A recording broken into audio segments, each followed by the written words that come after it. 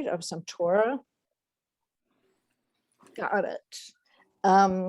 And that is Rabbi Hody Nemes, who is a Yale graduate in environmental studies and an ordained rabbi from Yeshivot Chovevei Torah in Riverdale.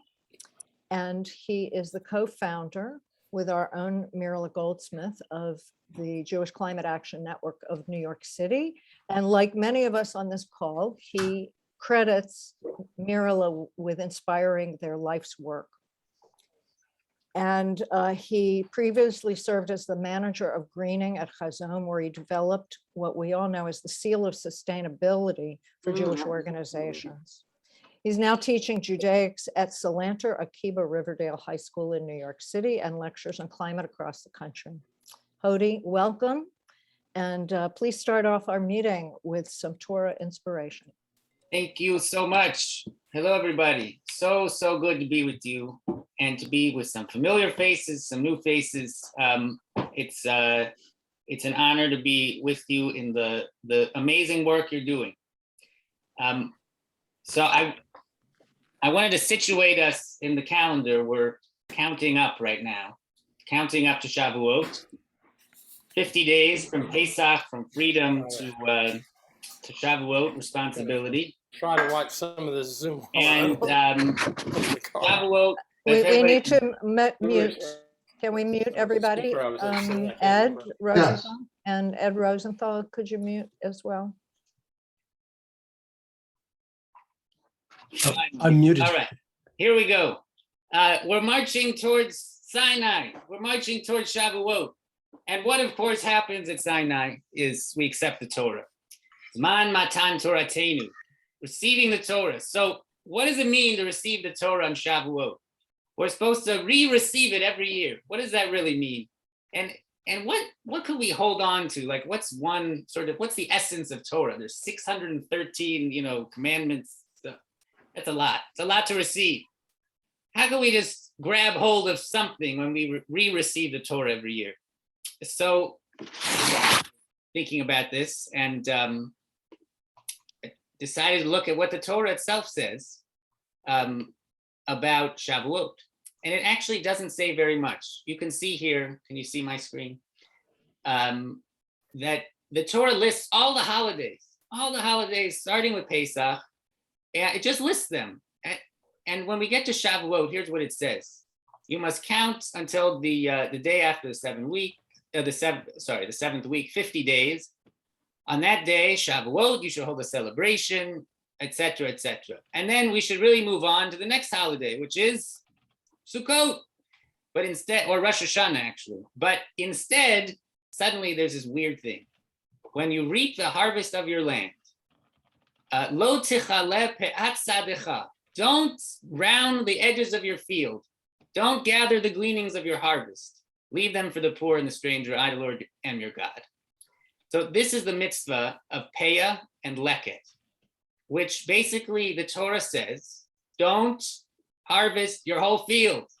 Keep some of it at the edge for the poor. And if you drop some of your crops, leave it for the poor.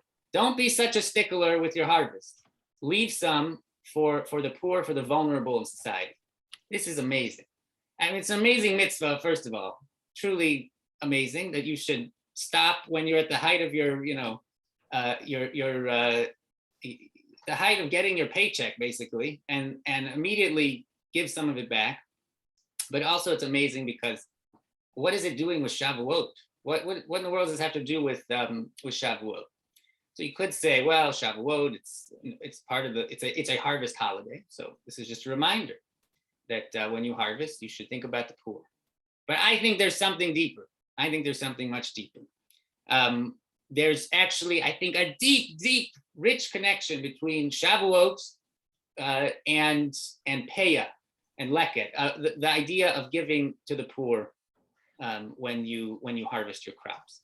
You see it in the book we read on Shavuot, which if you've been to if you've been to synagogue on Shavuot, that's the book of Ruth, which is about a stranger, a poor woman who comes and gleans from the field. She collects Peah. And that's Shavuot and Peah. So what's going on here? Why is there such a deep connection? So the Talmud is where I go for answers. So let's take a look. How do you accept Torah according to the Talmud? How do you re-receive the Torah? Well, what do people want to join Judaism? How do they receive Torah? The Talmud has a lot to say about that. And the answer might surprise you. Here's what the one place that the Talmud discusses conversion. It says, Tanu Rabbanan, the sages taught, if someone seeks to convert to Judaism, the judges of the court accept them immediately. They go through a whole process. First, they say, don't come. Eventually, they accept them. They inform them of some of the lenient mitzvot and some of the stringent mitzvot. These are the commandments. And they inform them of the sin of neglecting, leket, shichacha, and peya. These are the mitzvot of leaving the crops for the poor.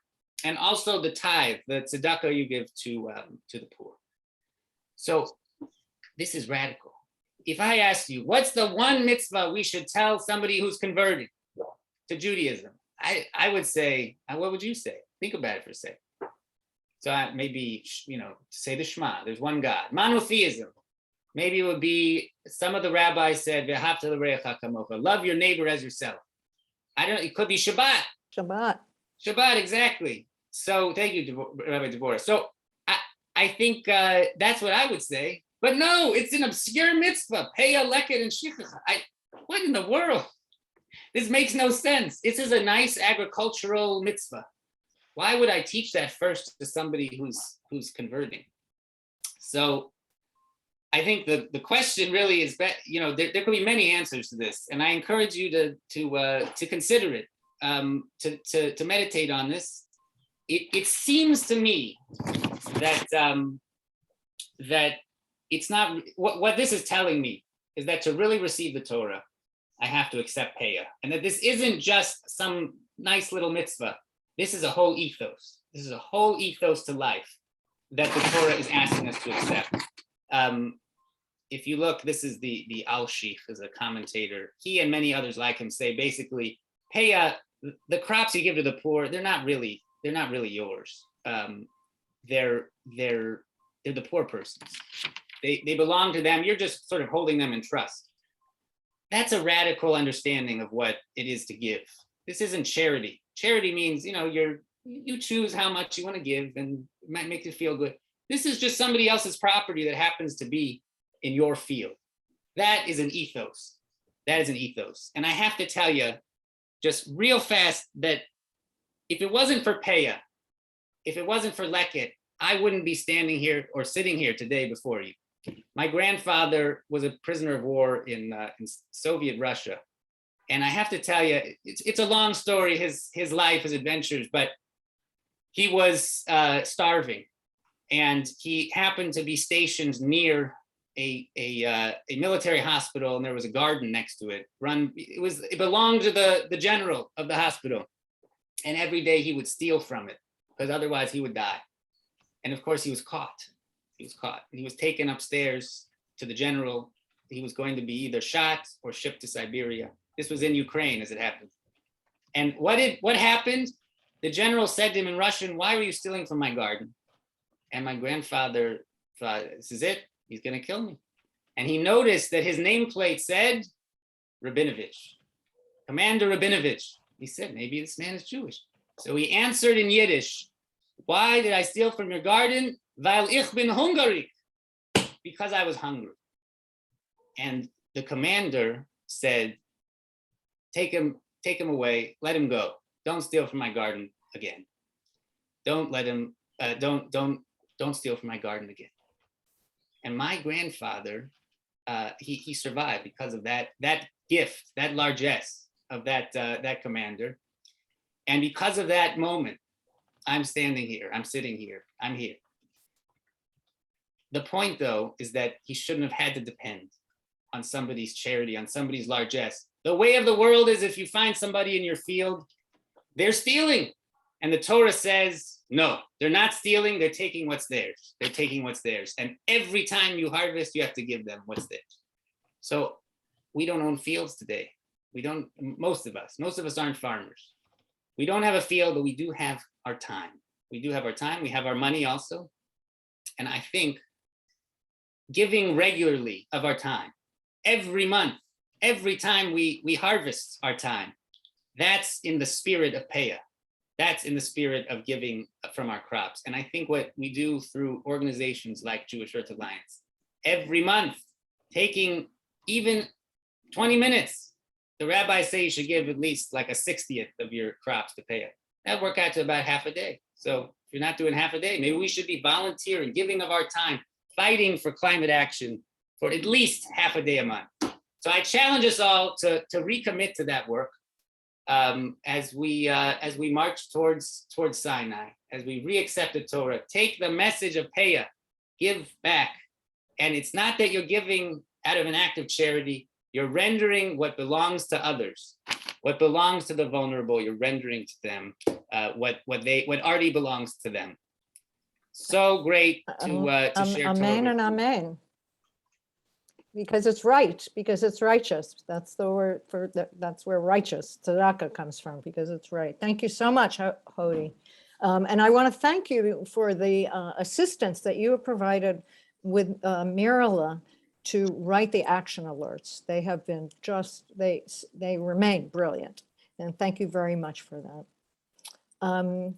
So with that inspiration, I wanted to say that if you're new to Jewish Earth Alliance and our monthly meeting, we aspire to inspire, learn, and share our resources, particularly those from our website, and to improve our advocacy for bold legislation on the climate emergency.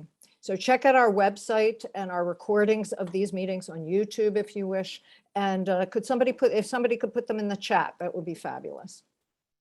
So I want to call on Rabbi Alana Alpert to introduce her. Is she in the room? Yes, hi. Yes, good. Okay, so Rabbi Alana Alpert was called to Detroit by our speaker, Andy Levin, Representative Andy Levin, who had a vision of invigorating his synagogue community, because he was the president of the community, through serious justice organizing. And he called on Rabbi Alana. Together, they founded the Detroit Jews for Justice. She has recently passed the baton to the next generation, and she is stepping more fully into her role as the rabbi of Congregation JEA, which is a Reconstructionist congregation serving Metro Detroit. So tonight she will be introducing both the previous president of her congregation, JEA, and her representative in Congress. So let me turn that over to you, Alana. Thank you. And did Andy make it? No, we were going to say. Is he with us? Is he in the It room? might be a little bit anticlimactic if I Yeah. use him. Just talk slowly, Rabbi. He's at a vote. He's at a vote. And you know what, Alana? To tell you the truth, your bio is so. No, please don't. I won't, unless absolutely necessary. All right, go ahead. Talk slowly. Do you? Should we ask Nicole what the ETA is? Nicole, what do you think? Well, like usual when dealing with Congressman Levin, it was like 5 minutes ago. Okay. So he's on, I promise he's on his way. He's going to call us as soon as he is off the floor from the balcony of the house. Okay. Is sure, I could call on Judy Burlfine. Judy, you're in the house, right? Yes, I am. Would Yes. you like me to move forward? Yeah, why don't we do that? Why don't, we have to respect the time limits. As soon as he arrives, I will stop. Okay, that'd be fabulous. Thank you for being so flexible. So So actually- go ahead. So Judy Burlfine is one of the members of our steering committee, and she's going to talk to us about the action that we are going to do, because tonight we are going to learn and to do. So please, Judy, and she is a leader of the Southern California Jewish Climate Action Network and Jewish Earth Alliance out there on the West Coast. Okay, and Ed, if you want, perfect. So we're going to make you work first before you get to hear our great speaker. You'll have to give some of your time, as Hody was just saying. Yeah. Here at Jewish Earth Alliance, we work with Congress on getting important bills passed. And the important bill that we've been working on is Recovering America's Wildlife Act. And we first wrote about it at Tu B'Shvat, and that bill is moving along. And so we're going to put some extra pressure on things. The bill addresses an unfunded mandate because every state has a wildlife plan, but the states don't have the funds to implement their plans. And when this bill is passed, it'll provide generous funds to states and territories and tribal nations. So what will it do? Here's one specific example of Recovering America's Wildlife. Oh, no, you can go back. Ed, not there yet. I live near San Diego. We have a beautiful lagoon close to us. And for the longest time, there was terrible tidal flow between the lagoon and the ocean. But recently they did an amazing project where they dredged the lagoon and allowed the tide to come in and out. And what we've seen is a return of so many different species of birds that we hadn't seen for years. So this bill is in that spirit, that to allow animals that are suffering to improve their habitat, not just birds, but marine life and mammals. We're not alone in supporting this bill. We're joining a loud chorus of other folks who are urging Congress to get it across the finish line. And the National Wildlife Federation has done a great job of keeping the bill bipartisan. And in a second, we'll show you how. They've obtained endorsements from over 1,700 groups. These groups include hunters, anglers, birders, hikers, campers, gardeners, and people who just like to watch wildlife. The bill is moving along in the House. It's passed through the Natural Resource Committee, and in the Senate, it's passed through the Environment and Public Works Committee. And our goal is to get a vote by the end of this month, by the end of May. So we need all hands on deck. And so what we're asking you to do while we're waiting for the representative is to either send an email or make a call, and I'll go into more specifics, but yeah, Ed, if you go to the next slide. It's coming. Like I said, it's bipartisan, and it has 34 co-sponsors in the Senate. And if you take a minute to look at this list, the red is the Republicans and the blue is the Democrats, and it's actually alphabetical by state as you go across. So that should make it easier for you to see if anyone in your state is currently co-sponsoring it. So as you can see across the top, it's Alabama, and then Arkansas, Florida, and loops around to Kansas. So just take a minute to look and raise your hand if you found a senator. I mean, your senator may not be co-sponsoring it, but if anyone sees their senator, okay, so I saw one hand go. That's great. Okay, so hopefully you can see here whether your senator has co-sponsored or not. So on the next slide,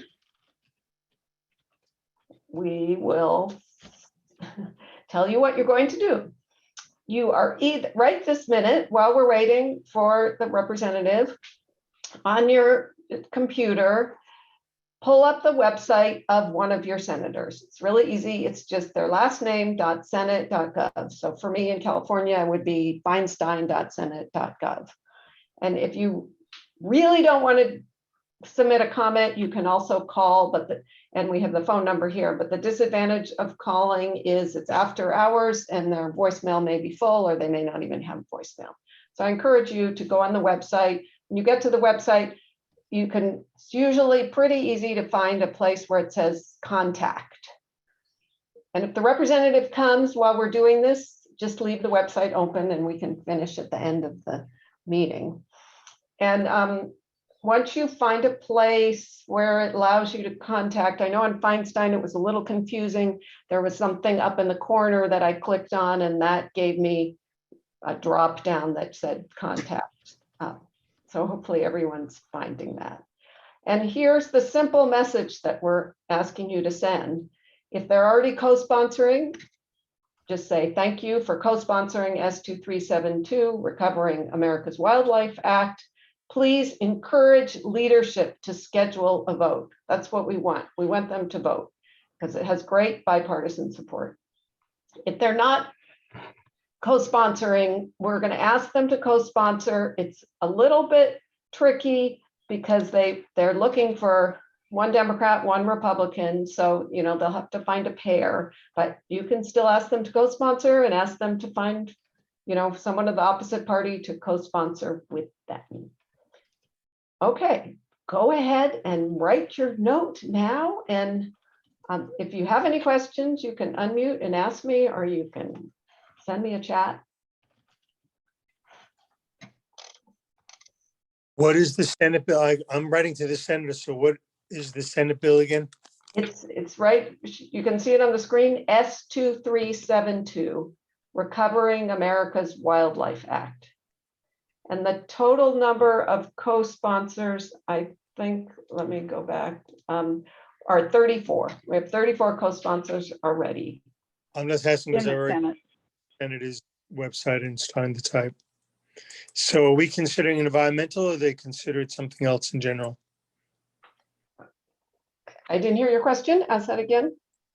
Oh, in general, most of these senators consider this environmental or they consider this another issue? You could put it under environmental. Because there's agricultural. Yeah, I think environmental is fine. And I'm Judy, glad to say that we've just admitted Representative Andy Levin to the call. And for those of you organizing the call, I take that under advisement. Yep, so everyone can put your note on hold and we can hear the representative.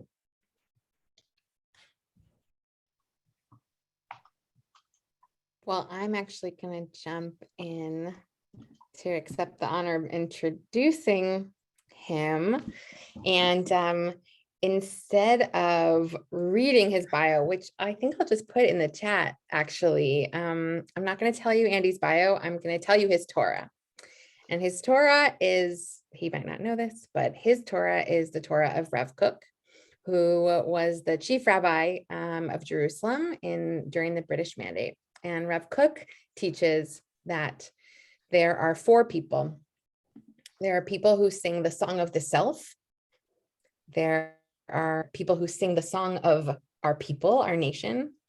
There are people who sing the song of humanity. And there are people who sing the song of all creation. And then there is the person, I guess there's five kinds of people. Then there is the person who sings all of those songs at once. And that's what Andy does.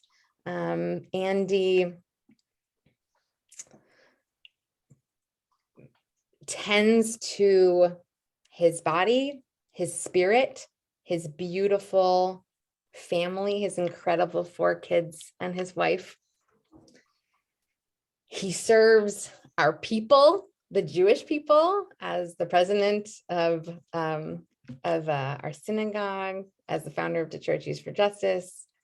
He serves humanity through his years as a labor activist and through his leadership on safety and justice for Palestinians and Israelis. And he serves all of creation in his work for years on energy and the work that he's doing now in Congress. And so what is so beautiful is that somehow he sings all of these 4 songs. He does all this incredible work on all these levels, just increasing holiness in all of these realms, somehow at the same time in harmony. So it's my honor to pass it over to my dear friend, Andy Levin. Oh, thank you, my rabbi. Okay, so listen, y'all, I am in the Rayburn room in the US Capitol. We are on an insane voting series of 20 votes, just that the Freedom Caucus is just trying to waste our time by making us vote on every individual post office naming just because they can. So what I'm going to do is try to speak briefly. I will probably have to run and vote and come back, which should take like 2 minutes or less, if that's okay, maybe once, I don't know, or twice. But let me say a few words, and I just mostly love to have a discussion with you all. So I'm a deep ecologist. I'm a person who cherishes nothing more than being in the wilderness. I'm a 40-year environmentalist. Like, I helped in the campaign to try to shut down the Yankee Road nuclear plant when it was done with its life in 1980, I think. And I just can't overstate how important it is for our nation, for this Congress, for our president, for all of us to protect our land, our air, our water, and to address climate change with an overwhelming sense of urgency and creativity. And as a Jew, I feel a deep sense of responsibility to care for our planet and steward its well-being for future generations. Environmentalism is embedded deeply within Jewish ritual and text. We celebrate Tu B'Shvat, the birthday of trees, and employ it as a reminder to be grateful for our natural environment and to rededicate ourselves to protecting its longevity. From the Torah, the rabbis drew out the principle of Bal Tashchit, do not destroy, which instructs us to not destroy or damage anything that sustains life on earth. As we think about pollution, the proliferation of plastics, of throwaway everything, of deforestation, of overhunting, of overfishing, it's just essential to name that these practices erode the very foundation of the world that sustains us. And in our religious practice, so much of Judaism is centered around our connection to nature and to each other. And as I understand these as I understand them as one and the same, basically. To me, it's impossible to imagine my Judaism without environmentalism, caring for the earth and its creatures as a core principle. And today, I'm totally inspired by the proliferation of Jewish organizations taking up the protection of our environment as a key component of their very purpose. I think we're at an existential moment where we have to think so boldly and creatively in order to protect life on Earth as we know it. And this urgency has inspired my work in Congress. I'm an original co-sponsor of the Green New Deal, and I'm actually one of, sadly, just 27 senators and representatives who co-sponsor all 10 Green New Deal bills. Yes, Green New Deal's gone far beyond a resolution. It's implementation bills that we've written. And I'm the author of one of them with Elizabeth Warren, the Build Green Act, and the author of a lot of other legislation, some with her, some with others, the Buy Green Act, the EV Freedom Act, Electric Vehicle Freedom Act, and so forth. And even as we tackle climate change, we have to deal with the threat of loss of species. We have to protect and preserve our land, air, and water. And of course, I'm from Michigan, so I start with the Great Lakes. We've got to deal with our overtaxed and outdated sewer systems and, protect water, not just in wild places, but in every town, in every city, and in the drinking water of every home and every school. I wrote the PFAS Safe Disposal Act, which President Biden signed into law and creates new regulations to keep toxic forever chemicals out of the air we breathe when they're destroyed by incineration. I also led efforts to protect students from PFAS exposure in schools. And actually, my breaking news is that the bill we're going to work on tomorrow to rebuild our schools includes a whole bunch of my PFAS protection language. I'm really excited about that. For the 8 years before I was in Congress, I created and ran a clean energy finance market in Michigan to help transform buildings for nonprofits and businesses. And I know from my experience that we can absolutely speed the deployment of EVs, solar thermal, wind, offshore wind, biomass storage, and so many other clean energy technologies. And we can make these good jobs, union jobs, high-paying, family-supporting jobs. We can make Michigan and our country a leader in clean energy technology. And I just don't get how people are so conservative and anxious and worried and looking backwards when, we could sort of reclaim supposedly the innovative and creative spirit of American entrepreneurialism and lead the way in all this. Anyway, my primary concern is and will continue to be the workers most impacted by the transition, along with frontline and vulnerable communities.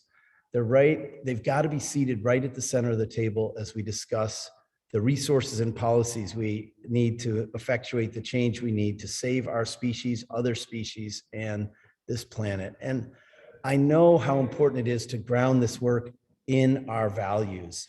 This morning, to digress a little, I was so overwhelmed with emotion when I spoke at a Jewish rally for abortion justice, and the feeling of warmth and of just Jewishness of talking about why we need to, save the life of every person who can have babies, to protect the autonomy of people. It's so important that we ground our fights in our values, both because it's powerful, because it works, and because we have to sustain ourselves for however long it takes in these fights. And so, to me, Deuteronomy 16:20, tzedek, tzedek, tirdof, that's my motto in life. Justice, justice shall you pursue. These words are a call to action to do the difficult and necessary work of fighting for inclusive justice and of protecting our world for future generations. There's no justice without earth justice. And so I'm really dedicated to saving this one little precious earth we have. And I'm so excited to be doing it with you all. And we need all of us to join hands in this effort. So with that, I'll turn it back to whoever's in charge. And if there are questions, or I'm happy to answer them. And Ven will give me the hook for a minute if I have to go vote. Thank you so much, Andy. I'm Rabbi Devorah Lynn, and I'm the facilitator for the Hi, Rabbi. meeting, and I was offline for a few moments. But thank you so much for responding to the challenges ahead. And my co-chair, Mirala Goldsmith, has some questions from our co-sponsors. We've had 24 co-sponsors on this call, which has just been really amazing and fantastic. So Mirala, would you like to pose a question? Yes, thank you so much for sharing your Torah with us, Representative Levin. So I have a question for you from Congregation Beth Shalom Creation Care Task Force in Bloomington, Indiana. And they want to know if you in the House can get the Senate to recognize the necessity of creating laws to revitalize and save our planet. And I think perhaps in that context, you might want to talk a little bit about the crisis in our democracy and some of your thoughts about that. Yeah, so it's on all of us to save our democracy, which in my view is hanging by a thread, and that includes a lot about the Senate. First of all, let's just realize we're in a moment of crisis akin to when FDR was president, when we had the New Deal, when LBJ was president in the 60s, and we had the Great Society program and the war on poverty. Each of those presidents had huge majorities in both the House and the Senate. And we have a teensy majority in the House and basically no majority in the Senate. I mean, with the vice president having to break any tie. So there must have been plenty of skunks in the picnic back in those days, like Joe Manchin, but it didn't matter, and they didn't get to control everything. So I think, sorry to say this, but fundamentally, we have to elect a lot more of passionate environmentalists to the House and the Senate if we want to make change. All right, so you have to go. I'm gonna go away for a minute and come right back, and I'll talk more about that. You should stay. Okay. Okay. So, what shall we do with this moment? We got a bunch of questions from the base on the chat, and we'll let's call Devorah. Let's call our second senator. Yes, let's take the time or to call contact our second senator. Yeah, good idea. Okay. And could I add a note about the parity issue that you mentioned before about them wanting to match up a Democrat and a Republican? It's not incumbent on the Democrat that you contact, the senator you contact, to find a Republican to pair up with. it just means they're going to get on a wait list, basically. If Senator X says, I want to co-sponsor, and there's not yet a counterpart in the other party, then the lead sponsor will hold their name kind of in a wait list. So I don't think we as activists need to worry about that message. Here we have Representative Levin. That was fast. That was fast. Yeah, I voted. I'm back. All right. So we have to tackle this from every angle. We've got to get rid of the filibuster. It's outrageous. It's a vestige of Jim Crow.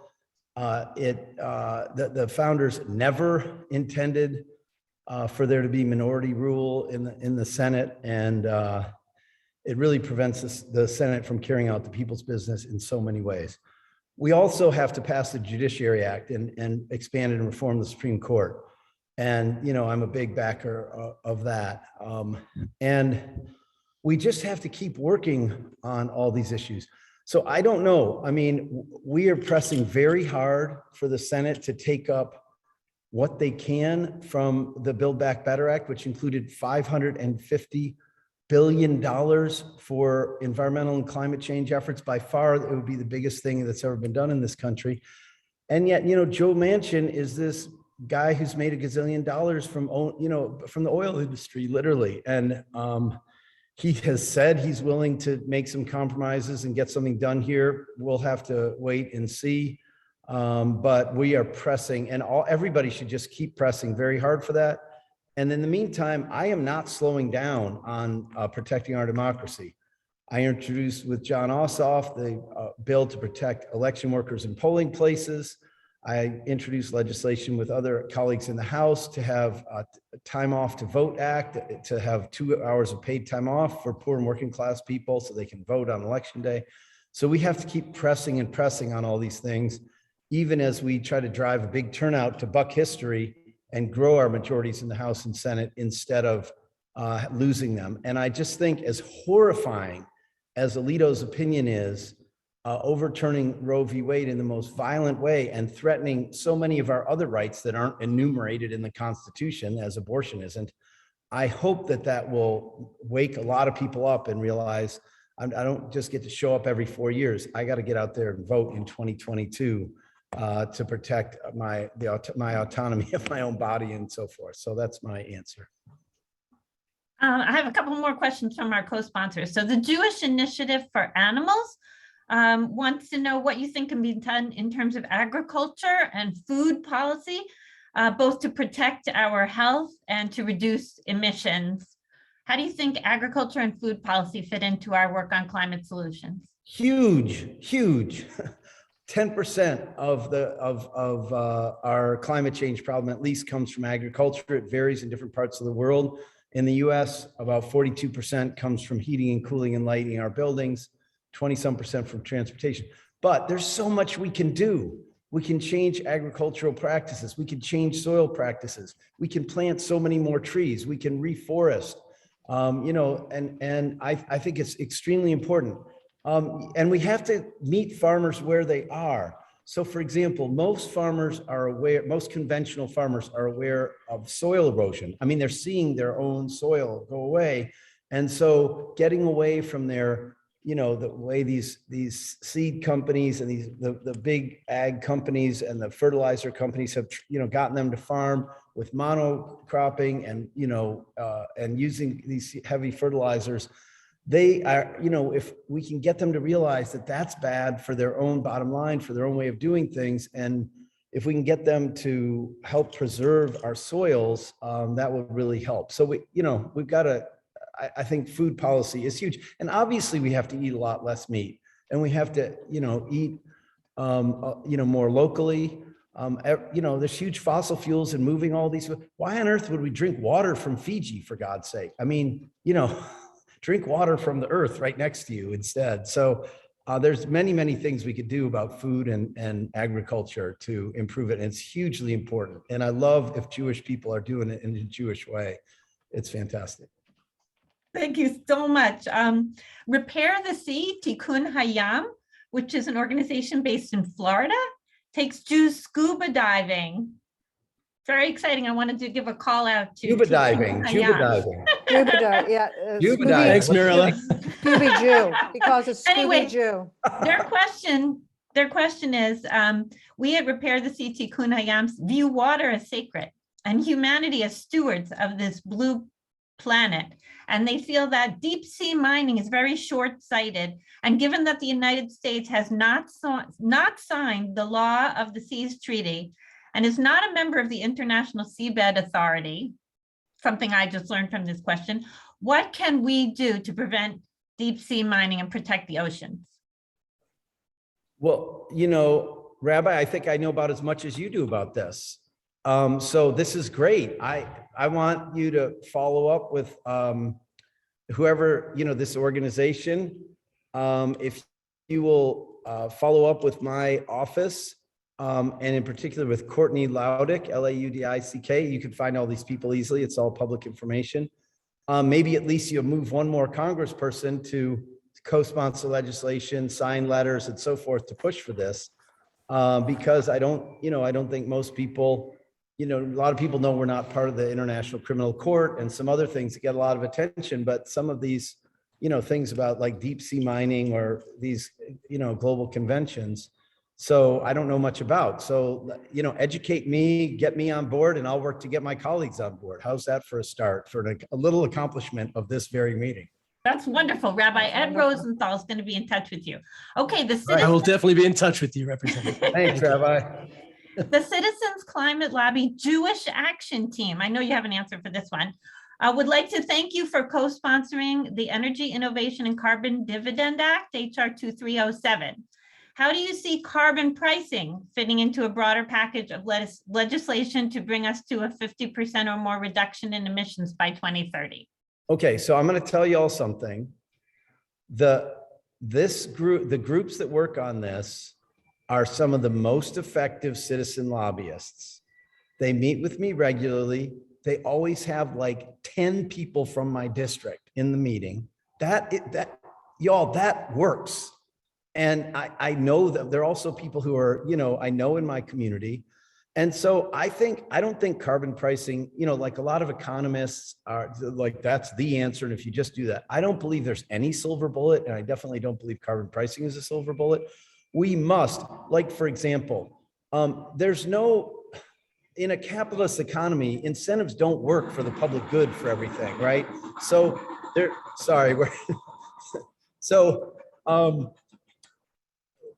one of my things is rapid adoption of electric vehicles requires us to crush range anxiety. It's not really in anybody's economic interest to right now create a nationwide network of high-speed charging infrastructure so that you can drive from any place in the US to any other place without worrying about running out of juice, right?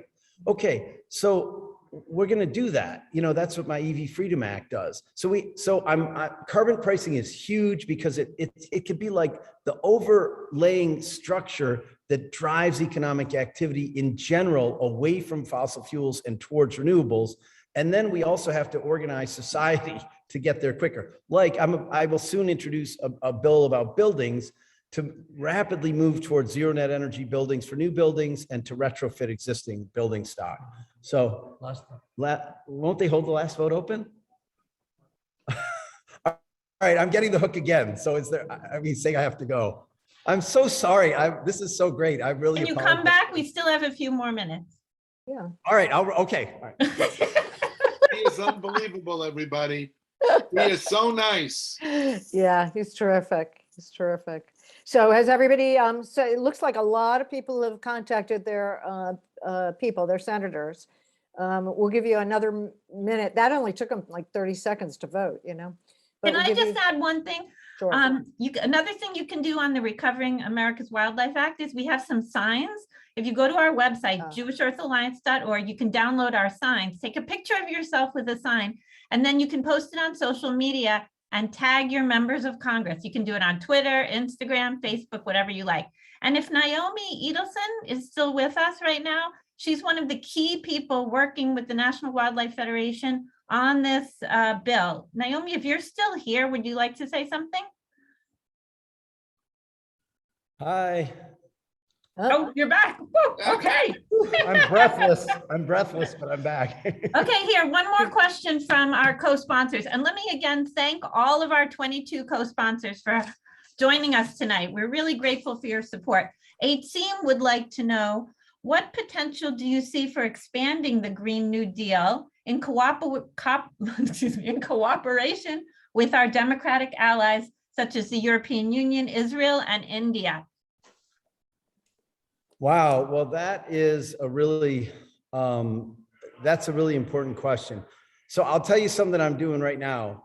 I just think we're going so much too slowly, and we're not using big vision and you know, the role that the U.S. can play in the world. So we have a migration problem from the Northern Triangle countries, right? Guatemala, El Salvador, and Honduras. And the vice president is put in charge of this and then given like no resources and no strategy.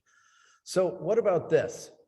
What if we take an inventory of all the renewable energy resources of those three countries? Offshore wind, onshore wind, solar, everything. And what if we say we're going to go from zero, or they're not at zero, but wherever they are, to full 24/7 electricity from renewable energy in all the cities and even all the villages in those countries? It would be amazing. We could create, and we built everything needed here in the US. And, you know, look, we got to stop importing Chinese solar panels. The president can use the Defense Production Act and say, we need, you know, this many solar panels. And you know, the Defense Production Act is about the president giving companies guaranteed contracts to buy what they make. A pretty stable deal for the companies, and we could recreate or create, you know, industries in the U.S. to create these things. Anyway, so it'd be great for the American middle class because we could make all the wind turbines, the blades, the nacelles, the towers, the solar panels, everything, and then we could start also making some of them in these countries to create jobs there. We could have the building trades unions go help do the construction and have apprentices in those countries get great jobs. They could even grow the IBEW and the operating engineers. They're all called IBEW, International Brotherhood of Electrical Workers, International Union of Operating Engineers. Well, go start organizing in Guatemala. And so we could create great jobs in those countries, great jobs here. It would absolutely help with migration problems, both because we'd start dealing with climate change there and we'd start, you know, having good jobs there, and because your village or your town or your city would have electricity 24/7. So we have to go way beyond what we're doing. I even think with all of our tensions with China, we have to collaborate with China to solve this crisis. And it's a great way to try to transform the relationship. Because, and by the way, though, my idea about the Northern Triangle is a great response to all the Republicans who are constantly freak out about Chinese Belt and Road. I don't know if you all pay attention to these kind of obscure things, but the Chinese Belt and Road is a destructive thing. They get these poor countries in hock and so forth. But instead of being all like reactionary and, you know, nervous, and let's have like a broad-shouldered, big-hearted American creative response and say, well, whatever, forget about the Chinese. Why don't we go and partner with these companies, lift them up? We created this whole problem in the industrial age to today, you know, for 200 years. Let's help these poor countries do everything they need to transform their economies. We deal with migration, we lift up their economies, and, you know, it would be really good for everyone. So I think we need, you know, to do this certainly with India and other countries, but, you know, I think starting with our close neighbors is also a really good idea. Great. You've really got your audience here. Everybody wishes that they lived in your state so they could vote for you, in your district so they could vote for you. Thank you so much for all answering all these questions. I have a couple more, and we have a few more minutes because we did our action already. Okay. So let's see, who is asking this? Jan Fried from California was wondering, how do we overcome the power of campaign cash? And I'm also wondering, are things slowed down so much by the lobbying of fossil fuel companies? Yeah, so, I mean, campaign cash is a huge problem on every front. I mean, it's a cancer in our democracy. The idea that that money equals speech is absurd. You know, starting with the idea of corporate personhood, which was a legal structure to try to have people be able to create large companies without being personally liable for everything in it. And then we go from that to saying that a corporation gets to spend any amount of money, or people could spend so if you're a billionaire and I make $12 an hour, you can, you know, spend, you know, 1 million times what I make in my lifetime to control politics. I mean, that is horrifying, and it's a big problem.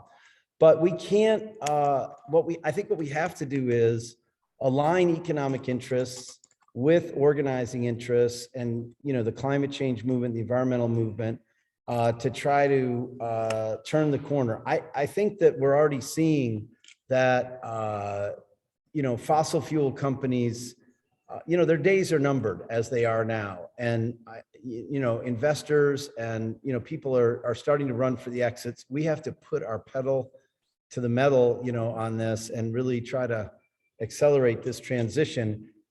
There's no question that'd be great if we didn't have the problem of you know, dark money in campaigns and so forth.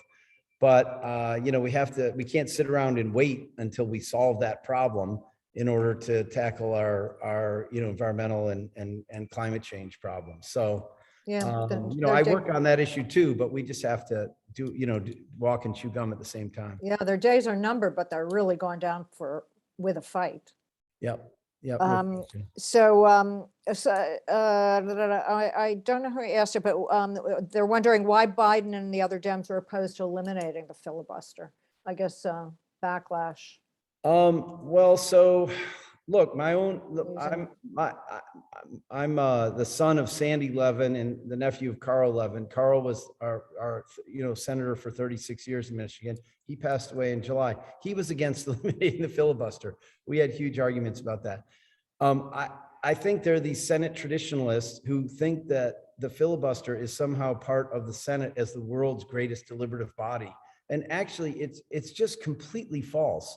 So, for example, the filibuster for most of its first many decades was only used for one thing in various forms, and that was to prevent Black people from being full and equal citizens of our country in different ways. And, you know, so if you think of the 20th century, the Senate is a great deliberative body. Think of everything that passed: the National Labor Relations Act, the Fair Labor Standards Act, Social Security, Medicare, Medicaid. None of those were filibustered. None of them. It wasn't part of any of that great deliberation. You know, so it's really, you know, I think the vast majority of Democratic senators are ready to get rid of it. There's really just a small number who aren't.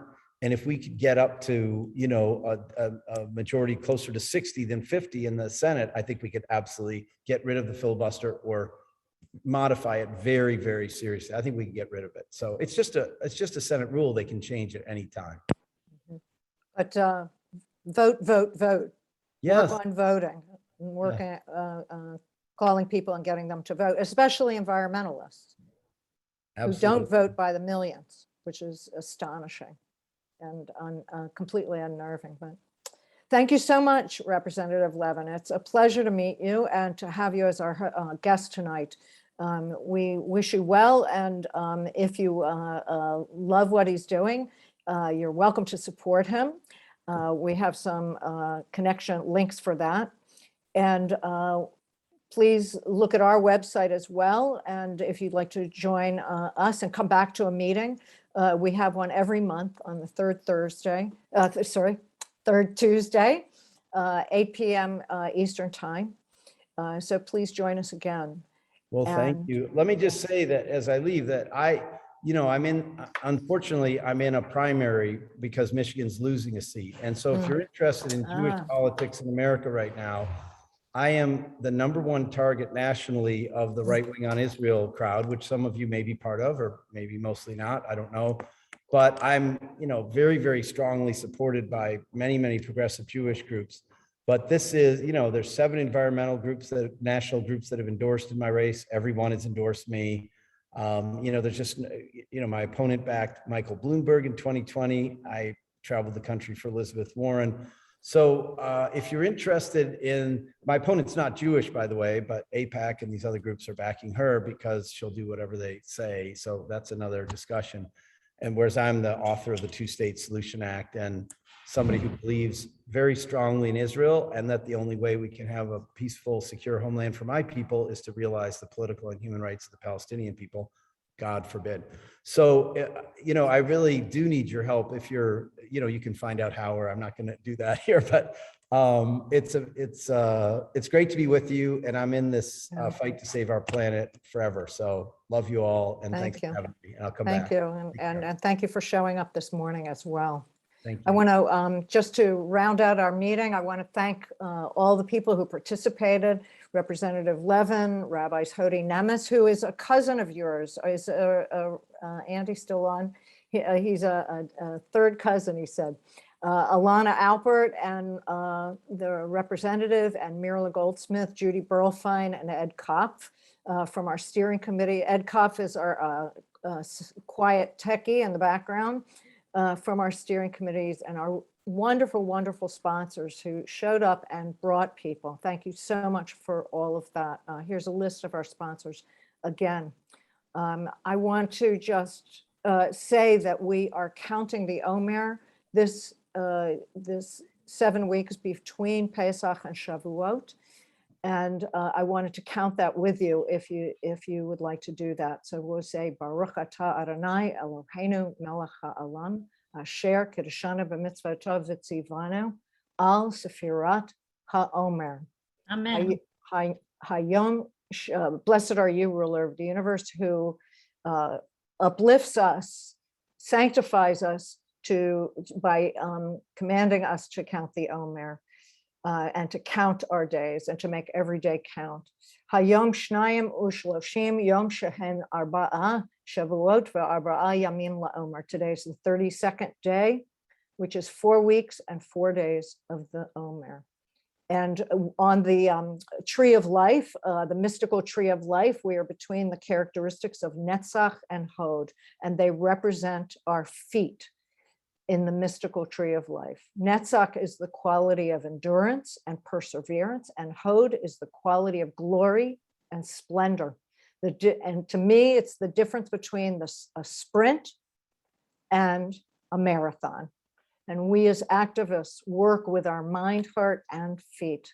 May we master and muster the energy for the sprint and the marathon, acting when the iron is hot, and pacing ourselves for the marathon, and having our support groups hold us up when we falter.